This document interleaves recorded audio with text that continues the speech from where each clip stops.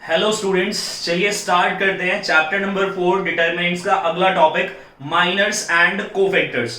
तो माइनर्स और कोफैक्टर्स को हम एक एग्जांपल की हेल्प से समझते हैं। तो क्वेश्चन ये है कि find the minor and cofactor of all the elements of a determinant. Determinant के सभी एलिमेंट्स के माइनर और कोफैक्टर निकालिए।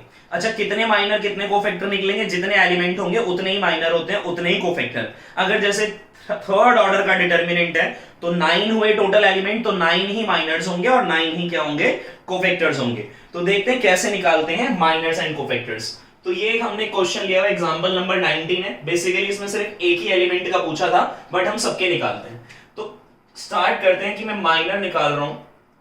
Minor of element 1, minor of element 1, या तो पूरा लिख लो ऐसे, माइनर ऑफ एलिमेंट 1, राइट। क्या निकालना है? माइनर निकालना है एलिमेंट 1 का। तो माइनर निकलेगा कैसे इस एलिमेंट का? ध्यान से सुनना, जरा ध्यान से सुनना। कैसे निकलेगा एलिमेंट 1 का? ये एलिमेंट जिस रो का है, जिस कॉलम का है, उन्हें डिलीट कर दो। जिस रो का है, जिस कॉलम का है, उसे डिलीट कर दो। बचे ये 4, बचे ये 4। क्या क्या बचे? 5 6 8 9। ये आ गया हमारे पास माइनर ऑफ एलिमेंट 1। या इसको ऐसे भी लिखा जा सकता था, इसी चीज को हम ऐसे भी लिख सकते थे। कैसे लिख सकते थे? माइनर एलिमेंट 1, एलिमेंट 1 की जो एड्रेसिंग है उससे मेंशन कर सकते हैं। M फॉर माइनर, किसका एलिमेंट है? एड्रेसिंग क्या है? First row first column. M11 का मतलब हुआ एलिमेंट 1 का, M11 का मतलब हुआ M11 पे पहुंचो। ये एड्रेसिंग हो गई, यहां पहुंचे। इस एलिमेंट का माइनर निकाल दो। तो अभी निकाला। किस रो का एलिमेंट है? इस रो का एलिमेंट है, इस कॉलम का एलिमेंट है। ये 4 बचे, 5 6 8 9, राइट। अब सेकंड ऑर्डर का डिटरमिनेंट बन गया।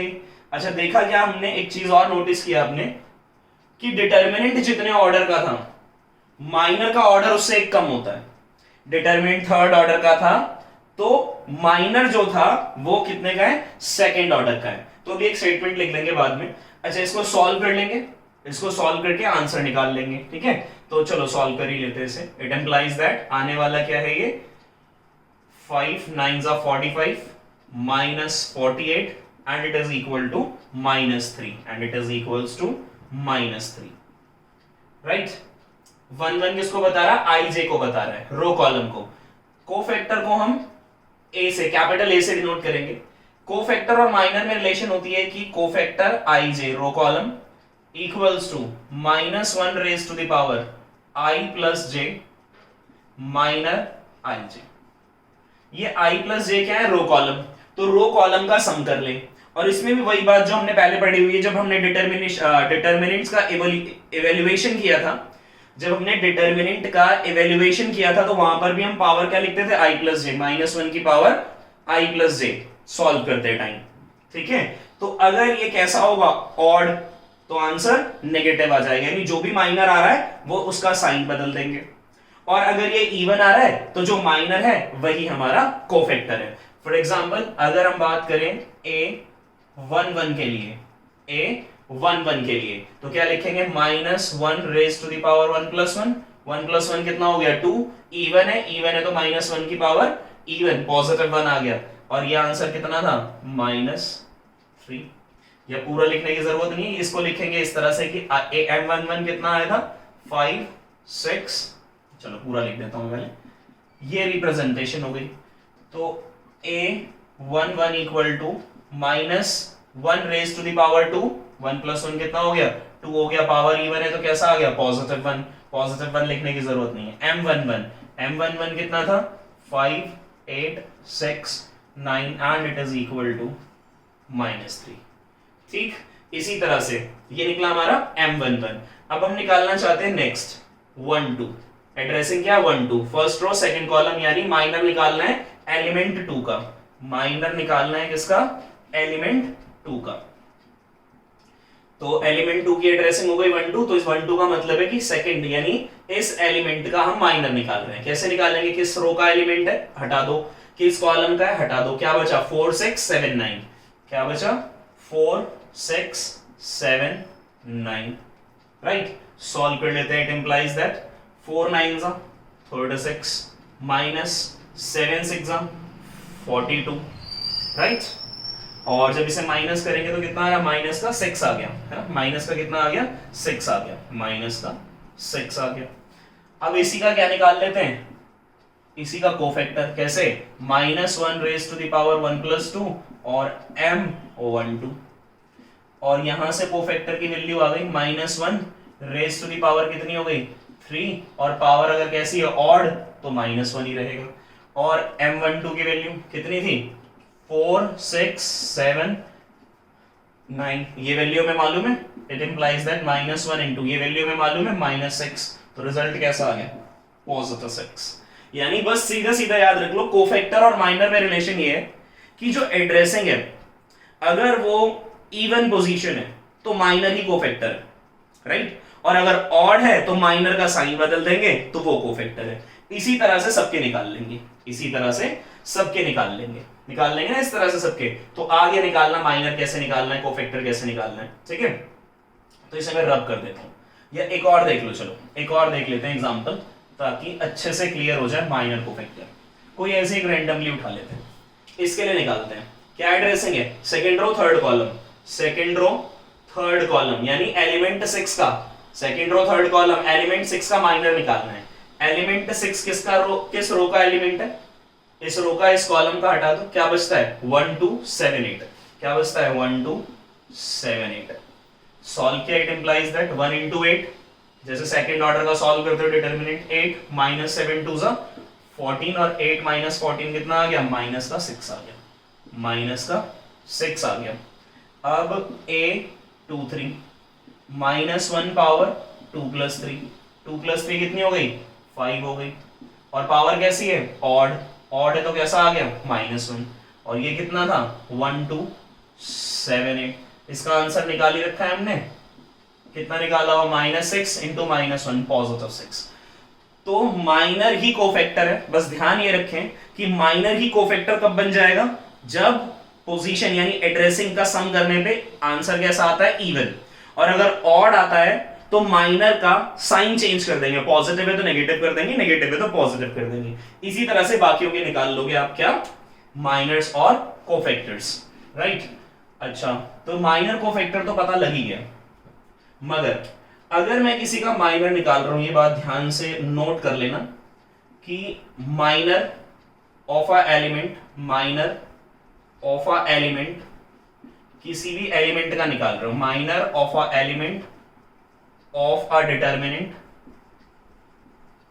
माइनर ऑफ डिटर्मिनेंट को ट्रायंगल से नोट कर दूं, चलो ऐसे लिख देते हैं, minor of a element of a determinant,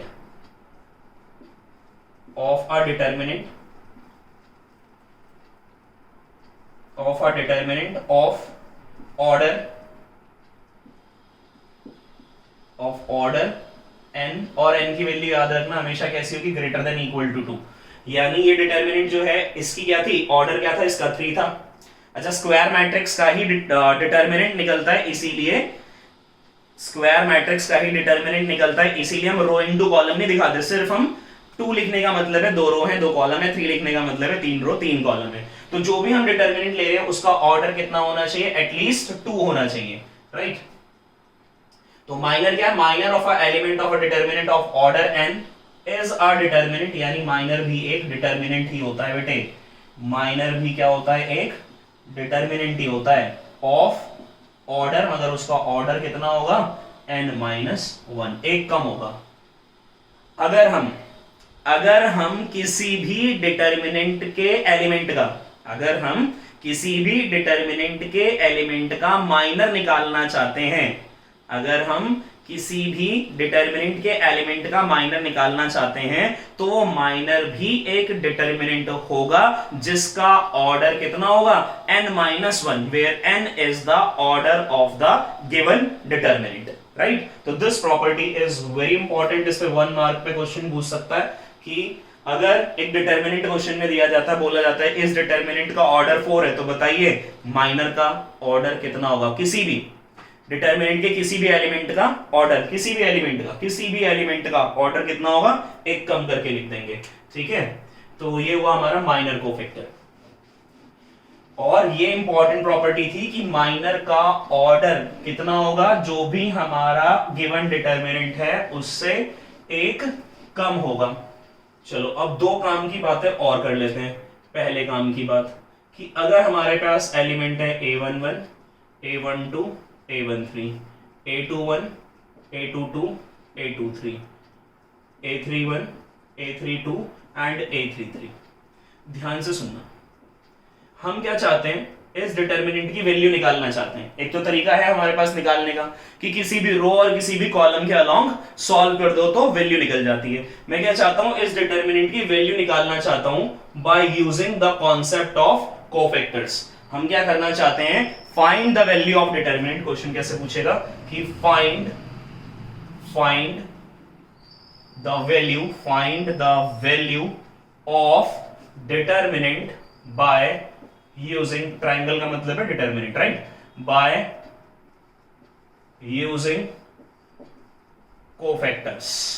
तो बताएगा कि किस रो के किस कॉलम के, बताएगा कि किस रो के कोफैक्टर्स को यूज करते हुए हमें डिटर्मिनेंट निकालना है।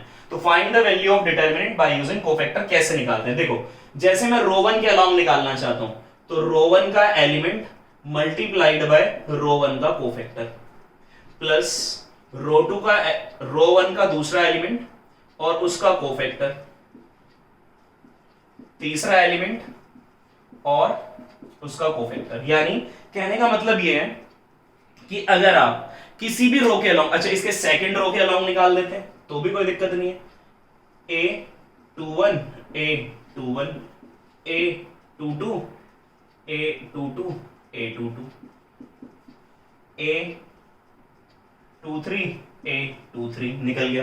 किसी कॉलम के अलोंग निकालना है तो निकाल लो, जैसे इसके अलोंग निकालना चाहते हैं, कितना हो गया a13, a13, यानी एलिमेंट उसका डिटर्मिनेंट मल्टीप्लाई किया प्लस एलिमेंट और उसका कोफैक्टर, सॉरी डिटर्मिनेंट बोल रहा हूं, एलिमेंट को उसके कोफैक्टर से इंटू करते रहो और सम करते रहो, और लास्ट में a33 को a33 से कर दिया। यानी किसी भी रो के जो एलिमेंट है, अगर उनको उनके कोफैक्टर से मल्टीप्लाई करके सम कर दिया जाए, then it gives the value of determinant. किसी भी रो के एलिमेंट्स को या किसी भी कॉलम के एलिमेंट्स को उन्हीं के कोफैक्टर्स के साथ मल्टीप्लाई करके सम कर दिया जाए, then they give the value of determinant, right. तो ये एक प्रॉपर्टी थी हमारे पास। एक प्रॉपर्टी और है, तो ये इस तरह से हम क्या निकालेंगे, value of determinant using cofactors. अगली प्रॉपर्टी है कि अगर हम किसी रो या कॉलम के एलिमेंट्स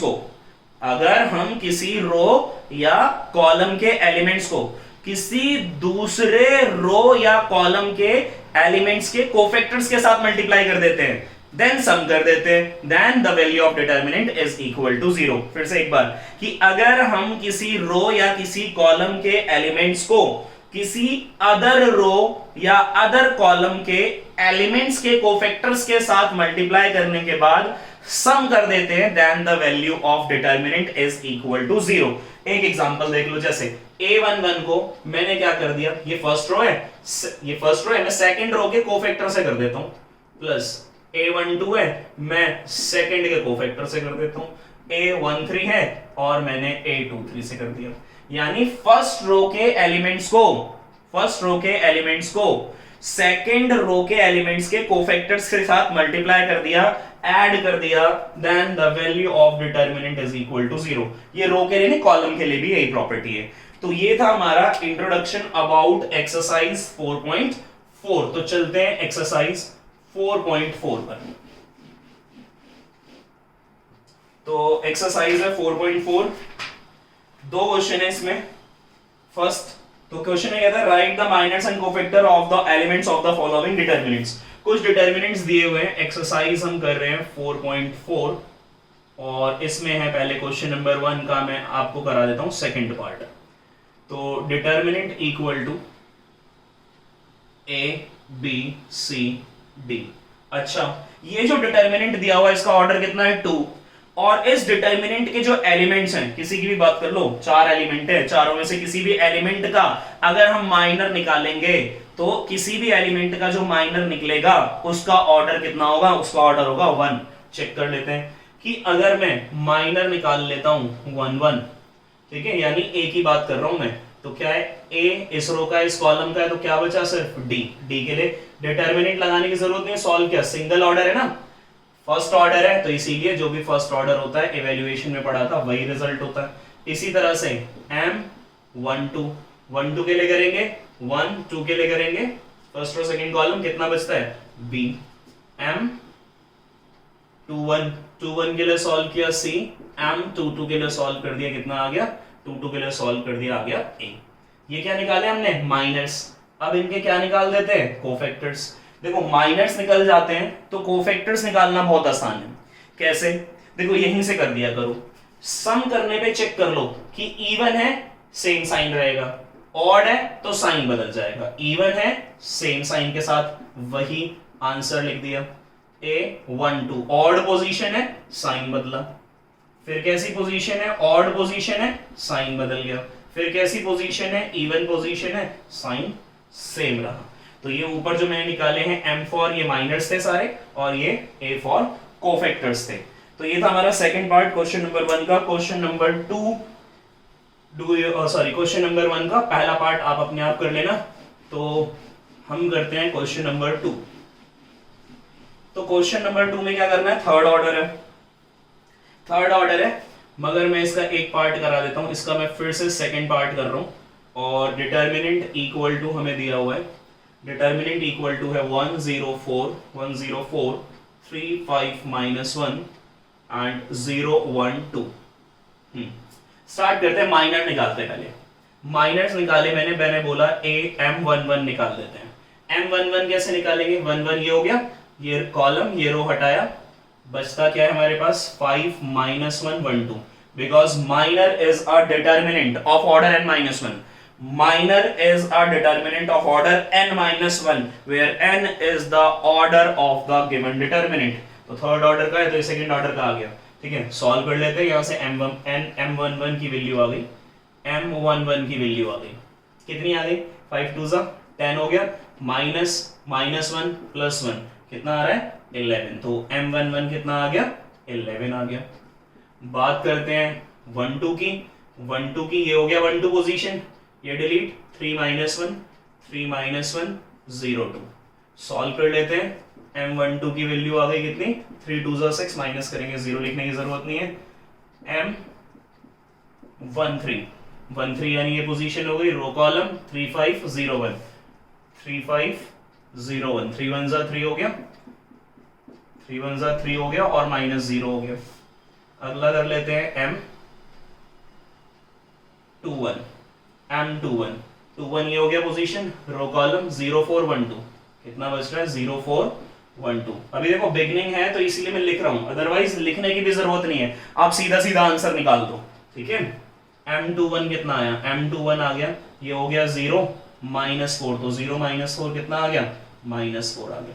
डायरेक्ट करें, अब डायरेक्ट करते हैं, M22 कौन सा है, M22 ये हुआ, M22 रो कॉलम कितना बच रहा है, 1 4 0 2 1 4 0 2।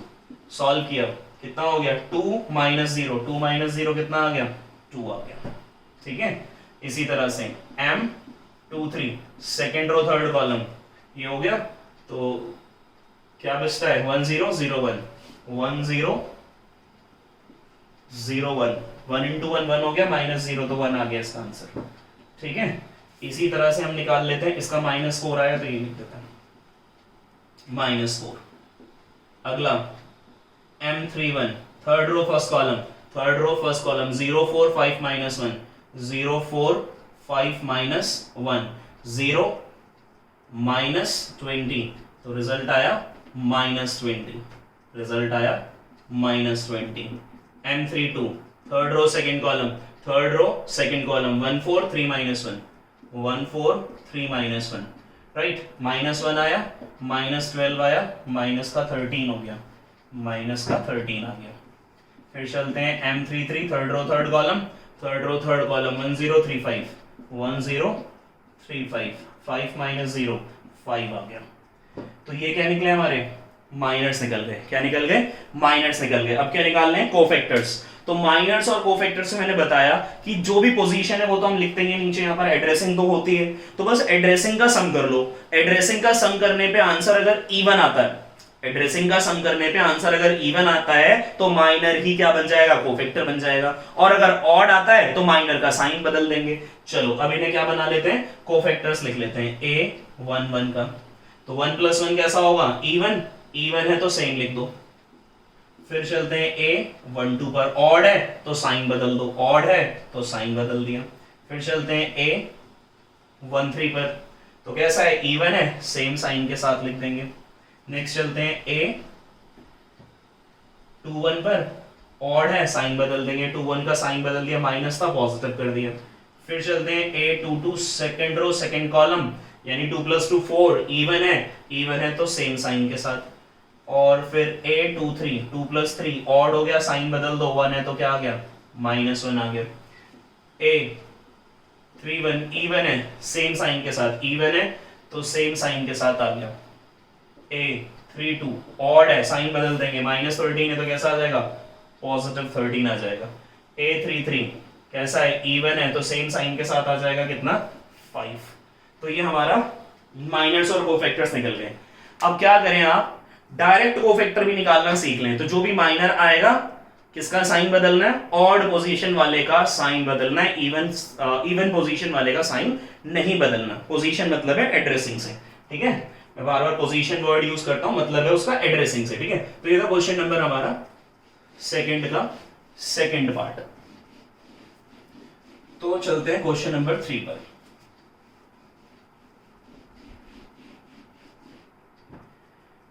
Question number 3 says that using cofactors of elements of second row, second row के कोफैक्टर्स का यूज करते हुए हमें इस डिटर्मिनेंट की वैल्यू निकालनी है।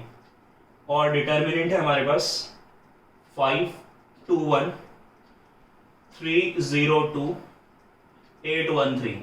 अच्छा, अगर मैं आपसे पूछूं कि भाई इसके जो माइनर्स होंगे, जितने एलिमेंट है, कितने एलिमेंट है? 9 एलिमेंट है। 9 एलिमेंट है तो 9 माइनर्स होंगे, और सभी माइनर्स का ऑर्डर कितना होगा? n-1, दैट इज 3 - 1, बिकॉज 3 किसका ऑर्डर है? इस डिटर्मिनेंट का।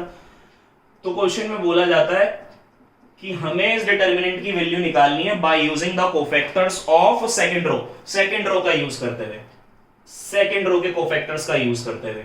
तो पहले सेकंड रो के कोफैक्टर्स निकाल लेते हैं। A21 21 है तो पहले से क्या कर लो? माइनस लगा लो। 21 एड्रेसिंग क्या है? ऑड है। ऑड एड्रेसिंग है तो आंसर कैसा आएगा? माइनस। और यहां पर माइनर लिख दो। माइनर नेगेटिव क्यों आ रहा है? क्योंकि एड्रेसिंग कैसी है? ऑड। माइनर कैसे आएगा 21 के लिए? ये गया, ये गया, ये गया, ये डिलीट हो गया। 3 8 2 3 यही बचेगा। 3 8 2 3 बचेगा। तो 3 3 वैसे भी सॉल्व कर सकते थे। तो 3 3 कितना हो गया? -3 3 कितना हो गया? 9 ब्रैकेट। 2 8 कितना हो गया? 16। सॉल्व कर दिया, कितना आया? माइनस का 7, माइनस माइनस कितना आ गया? प्लस का 7। क्या आया? A21। अब निकाल देते A22। पॉजिटिव क्यों? क्योंकि इवन एड्रेसिंग है। डिटर्मिनेंट 22 का क्या आया? 22 का माइनर ये हटाया, ये डिलीट हुआ, ये डिलीट हुआ, ये डिलीट हुआ, ये डिलीट हुआ। क्या बच रहा है? 5 8 1 3 5 8 1 3। ये डायरेक्ट भी सॉल्व कर दिया करो, कोई प्रॉब्लम नहीं है। A22 आंसर पॉजिटिव है, कितना आ रहा है? 5 3 15 हो गया, माइनस में 8 आ गया, और A22 का आंसर भी कितना आ रहा है? 7 ही आ रहा है। अगली बात A23 नेगेटिव लगा लिया मैंने। क्यों लगा लिया नेगेटिव? एड्रेसिंग से चेक कर लेते हैं। ऑड है, नेगेटिव आ जाएगा, माइनर लिख देते हैं। 2 3 2 3 5 3 1 2 5 3 1 2। तो कितना आया? सॉल्व कर दो, कितना आ रहा? माइनस नेगेटिव 5 2 10 -3 7 आ गया। 10 - 3 7, माइनस का 7 आ गया। तो क्वेश्चन में बोला था find the value of determinant by using the cofactors of second row. तो सेकंड रो के कोफैक्टर्स निकल गए। अब एलिमेंट क्या है? A21 multiplied by A21। किसकी वैल्यू निकालनी है? डिटर्मिनेंट की। तो कैसे निकालते थे डिटर्मिनेंट की वैल्यू? प्रॉपर्टी थी ना हमारे पास कि किसी भी रो के एलिमेंट्स को या किसी भी कॉलम के एलिमेंट्स को उसी के कोफैक्टर से इनटू कर दो, सम कर दो, रिजल्ट आ जाएगा डिटर्मिनेंट। तो कितना A21 cofactor A21, A22 cofactor A22, A23 cofactor A23। अब जरा एलिमेंट चेक कर लो 21 कितना है। एलिमेंट 2 है, ब्रैकेट A21 की वैल्यू कितनी आई थी 7 प्लस A22 की वैल्यू कितनी है 0 और कोफैक्टर कितना आया था इसका A22 कोफैक्टर आया था 7।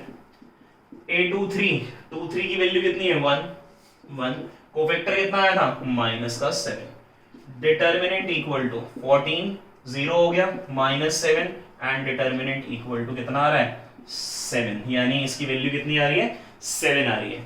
कैसे किया? Bye using the concept of cofactors. Direct करते तो डायरेक्ट भी कर लेते ना, क्रॉस चेक कर लेते हैं। 2 के लिए सॉल्व किया मैंने, 2 के लिए सॉल्व किया। 2 को कैसा लेना पड़ेगा? नेगेटिव पॉजिटिव 2 1 ऑड है ना, तो नेगेटिव लेना पड़ेगा। ठीक है, अब इसके लिए सॉल्व करोगे, इसे छोड़ोगे, इसे छोड़ोगे, 3 3 9 9 माइनस 16 9 माइनस 16 माइनस का 7 आ गया। 0 के लिए सॉल्व करना नहीं है, 1 पे चले जाते हैं। कैसी पोजीशन है 2 3 कैसी पोजीशन है? नेगेटिव पोजीशन है। नेगेटिव पोजीशन इसे छोड़ा कितना आ गया 10 minus 3 7। Determinant equal to minus minus plus 14 minus 7 which is equal to 7। तो ये डायरेक्ट निकाल दिया हमने और ये by using the concept of cofactor निकाला। तो क्रॉस चेक भी हो गया कि हाँ भाई प्रॉपर्टी हमारी वेरीफाई करती है, वेरीफाई भी हो गया। तो चलते हैं क्वेश्चन नंबर 4 पर, टिक कर लेंगे। Question number 4 is very important. Question number 4 is very very important, right. तो चलते हैं क्वेश्चन नंबर 4 पे। Exercise 4.4 question number 4। तो कहता है क्वेश्चन नंबर 4 में using cofactors of elements of third column. इस बार हमें थर्ड कॉलम के कोफैक्टर्स का यूज करना है। तो डिटर्मिनेंट है हमारे पास 1 1 1 x y z z x and x y। तो थर्ड कॉलम के एलिमेंट ये हो गए। थर्ड कॉलम का एलिमेंट क्या क्या हुआ? एक हो गया A13 yz, एक हो गया A23 zx और एक हो गया A33 xy। अब इनके कोफैक्टर भी निकाल लेते हैं। A13 का निकाला, पॉजिटिव लिखना पड़ेगा क्योंकि एड्रेसिंग कैसी है इवन है। अब माइनर देख लेते हैं 13 का। ये हो गया 1 3 z 1 y 1 z, ऐसे लिखोगे ना। सॉल्व कर लेते हैं अब इसको। कितना आया 1 into z, z minus y, सीधा आंसर लिख देते हैं। z माइनस वाई आ गया। कितना आ रहा है? z माइनस वाई आ रहा है। अगला A23, इसको नेगेटिव लिख लेते हैं। अब देखते हैं इसको 2 3 कौन सा है? दिस इज 2 3, ये गया 1x 1z 1x 1z। तो कितना आ रहा है? z माइनस x आ रहा है। कितना आ रहा है? z माइनस x आ रहा है। अच्छा, जो z माइनस x है माइनस बाहर है, माइनस से इंटू करेंगे तो नेगेटिव हो जाएगा, ये पॉजिटिव हो जाएगा और ये हो गया x माइनस z। आगे चलते हैं A33 पर। A33 तो पॉजिटिव आएगा। पहली बात तो पॉजिटिव क्यों आएगा? क्योंकि इवन एड्रेसिंग है, तो छोड़ दो। तो आ क्या रहा है 33 जब आप सॉल्व कर रहे हो 1 1 xy, तो y माइनस x आ गया। कितना आ गया? y minus x। अब हमें डिटर्मिनेंट की वैल्यू निकालनी है। कैसे निकालनी है? A13 को A13 के कोफैक्टर के साथ प्लस A23 को A23 के कोफैक्टर्स के साथ प्लस A33 को A33 के कोफैक्टर्स के साथ इनटू कर दिया, राइट। डिटर्मिनेंट इक्वल टू 13 कितना है? yz। A13 कितना है? z माइनस y प्लस 23 कितना है? x minus z। 23 element 23 zx और कोफैक्टर है x minus z plus x into y y minus x। Determinant equal to yz z minus y plus इसको into कर रहा हूं मैं zx square minus z square x। इसको भी कर लेते हैं xy square minus x square y। Determinant equal to, इसे ऐसे ही चलने दो, ये ऐसे ही रहने दो, इसे मत मल्टीप्लाई करो। अच्छा, अब यही z माइनस वाई वाला फैक्टर बनाना है हमें। तो कैसे कैसे बना सकते हैं z माइनस वाई वाला फैक्टर? एक तो हमने ले लिया plus z square x square minus x square y, एक ये पेयर बना लेते हैं। यहां से देखो एक्स स्क्वायर कॉमन आएगा आएगा ना एक्स स्क्वायर कॉमन, तो क्या बचेगा z माइनस वाई बन गया। एक और बना देते हैं, बचा हुआ कौन सा, ये लिया मैंने, इसके साथ क्या लिया माइनस का एक्स स्क्वायर वाई, तो ये दोनों बचे, ये पॉजिटिव है एक्स वाई स्क्वायर और ये नेगेटिव है माइनस का जेड स्क्वायर एक्स। हो गई पेयरिंग यहाँ तक, इतनी बात आ रही है समझ में। अब इसको रब कर सकते हैं यहाँ से, ठीक है, इसको रब कर दिया क्योंकि लिखी ली ना वैल्यूज तो इनकी। चलो तो देखते हैं क्या आ रहा है, इनटू करा, ये तो एज इट इज रहेगा, determinant equal to y z, z minus y plus, देखो क्या कॉमन आ रहा है, एक्स स्क्वायर कॉमन आ रहा है, बचा क्या जेड माइनस वाई प्लस क्या कॉमन आ रहा है, एक्स कॉमन आ रहा है, एक्स कॉमन आ रहा है तो क्या बच रहा है y square minus z square. तो अगले स्टेप में क्या हुआ, y z, z minus y, x square, z minus y, x y minus z and y plus z. अच्छा अब कॉमन आ रहा है, देखो क्या कॉमन आ रहा है, ये आ रहा है, ये आ रहा है। अच्छा इसमें से माइनस कॉमन ले लेंगे तो ये आ जाएगा कॉमन, या इन दोनों में से माइनस कॉमन ले लो, कैसे भी कर सकते हैं, ठीक है। चलो हम क्या करते हैं, z माइनस वाई से अच्छा है y, z माइनस वाई बना लेते हैं इसको भी, ठीक है। तो अगले स्टेप में क्या किया, y z, z minus y plus x square, z minus y, minus मैंने कॉमन ले लिया इससे, तो जो नेगेटिव था पॉजिटिव किया और जो पॉजिटिव था उसे नेगेटिव कर दिया। और अभी कॉमन आ सकता है, देखो क्या कॉमन आ सकता है, देख क्या कॉमन आ रहा है, z माइनस वाई कॉमन आ रहा है, z माइनस वाई मैंने लिया कॉमन, बचा क्या देखो वाई जेड बच गया, एक्स स्क्वायर बच गया, माइनस का x इनटू में y प्लस जेड बच गया। यही वैल्यूज बच रही हैं कॉमन लेने के बाद, z minus Y as it is आ गया,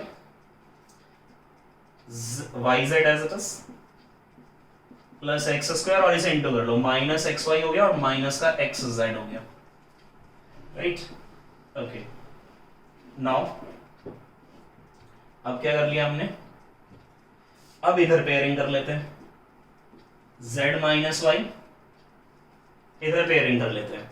कैसे पेयरिंग कर लेते हैं कि देखो इन दोनों से अगर मैं वाई वाई कॉमन ले लूं तो क्या बचता है, z माइनस एक्स बचता है, और इधर से x कॉमन आ जाएगा तो x माइनस जेड, ठीक है। तो मैंने पेयरिंग कर ली, वाई जेड की पेयरिंग मैंने एक्स वाई के साथ करा दी, और प्लस एक्स स्क्वायर की पेयरिंग मैंने माइनस एक्स जेड के साथ करा दी, ठीक है। यहां तक रब कर रहा हूं ना, अब तो इसे भी रब कर दो, ये तो क्वेश्चन था, ठीक है। क्या आ रहा है हमारे पास, ये आया determinant equal to y minus z, sorry z minus y, z minus y, और इससे कॉमन आ रहा है y, तो बचता है z माइनस एक्स, प्लस इन दोनों से कॉमन आ रहा है x, तो बचता है x माइनस जेड। अच्छा दोनों सेम है, बस माइनस कॉमन लेना पड़ेगा, तो देखो अगले स्टेप में लिख नहीं रहा मैं, यहां से माइनस कॉमन ले लेता हूं, इससे कॉमन लिया मैंने माइनस, इससे माइनस कॉमन लिया तो जो नेगेटिव था वो पॉजिटिव हो गया और नेगेटिव हो गया, तो कैसे लिख सकते हैं, z माइनस एक्स पढ़ सकते हैं इसे, z माइनस एक्स पढ़ सकते हैं, और कॉमन आ गया इस बार z माइनस वाई से z माइनस एक्स कॉमन, बचा क्या y माइनस एक्स बच गया, क्या बचा y माइनस एक्स बच गया, ठीक है। तो एक बार चेक कर लेते हैं, एक्सरसाइज 4.4 क्वेश्चन नंबर है 4, तो 4.4 का क्वेश्चन नंबर 4। अच्छा इसने लिखा x minus y, x minus y करना है तो क्या करना पड़ेगा, x माइनस वाई करना है तो क्या करना पड़ेगा, माइनस कॉमन ले लिया, इसमें से कॉमन लिया, हो गया x माइनस वाई। दूसरा लिखा है इसने y माइनस जेड, हमारा क्या है z माइनस वाई, क्या लिखना है y माइनस जेड, तो इससे भी माइनस कॉमन लेंगे, एक ऑलरेडी था एक इससे ले रहा हूं तो माइनस माइनस प्लस हो गया, क्या आ गया y माइनस जेड, और अगला z माइनस एक्स, वो बिल्कुल ठीक है, यानी एक माइनस इससे कॉमन, एक माइनस इससे common, this is our answer. ये था हमारा क्वेश्चन 4 का सॉल्यूशन। तो चलते हैं क्वेश्चन नंबर 5 पे, वो है हमारा एमसीक्यू और प्रॉपर्टी बेस्ड क्वेश्चन है। क्या कहता है, कहता है एक डिटर्मिनेंट है हमारे पास, एक हमारे पास डिटर्मिनेंट है, और डिटर्मिनेंट की वैल्यू है a11 a12 a13 a21 a22 A23, A31, A32 and A33, ये डिटर्मिनेंट की वैल्यू है। कहता है Aij is cofactors of element Aij, then value of determinant is given by। तो डिटर्मिनेंट की वैल्यू हमें कैसे मिलती थी? एलिमेंट को कोफैक्टर से इंटू करना है, तो किसके? सेम रो या सेम कॉलम के एलिमेंट्स को उनके कोफैक्टर्स के साथ इंटू कर दो, ऐड कर दो, तो क्या मिल जाता है? डिटर्मिनेंट। तो इसमें हम देख रहे हैं कि हमारे पास एक ऑप्शन है डी है, हाँ। तो डी ऑप्शन पे देखो क्या लिखा हुआ है, लिखा हुआ है A11 इंटू A11, यानी एलिमेंट उसका कोफैक्टर प्लस A21 एलिमेंट उसका कोफैक्टर प्लस A31 एलिमेंट उसका कोफैक्टर। तो it gives the value of determinant, right. तो ये थी हमारी एक्सरसाइज 4.4। Thank you.